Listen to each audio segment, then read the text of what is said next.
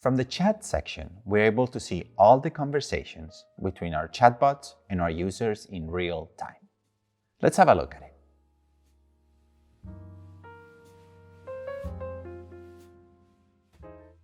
The chat section in Landbot is also the place to chat with our users.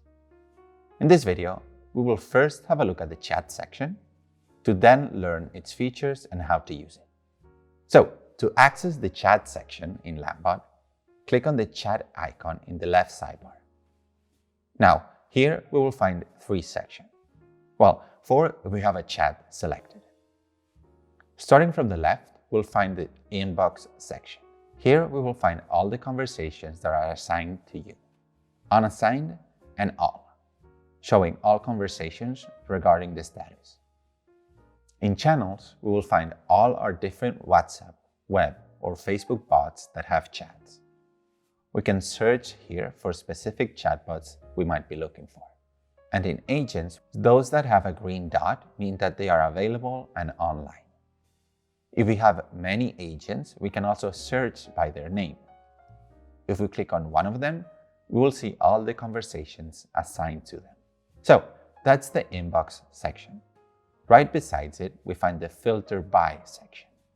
Here, we'll be able to filter by all open, paused, closed, and blocked conversations. We can also search for specific chats we might be looking for, typing the variable name, phone, or email from the user. Here, we can also sort the conversation by who's waiting longest for a response, or the newest conversation.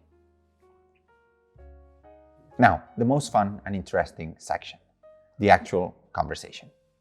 Like any chat interface, we find the actual live conversation here, and at the bottom, where we write the text we want to send.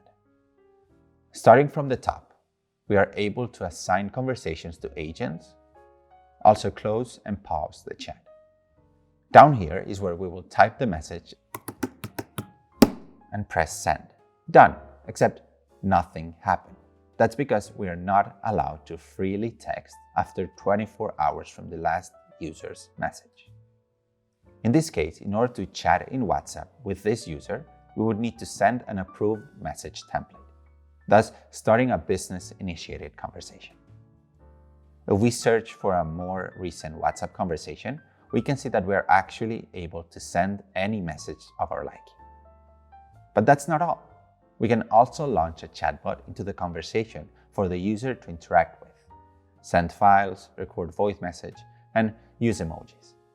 Another useful feature is the shortcut manager, where you can create shortcuts in order to quickly send frequently used messages. We are also able to send private notes that the end user will not be able to see. Just us and our teammates will see them.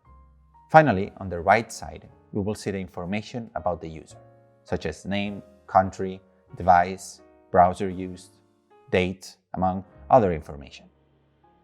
In variables, we're able to create and update the variable from the user.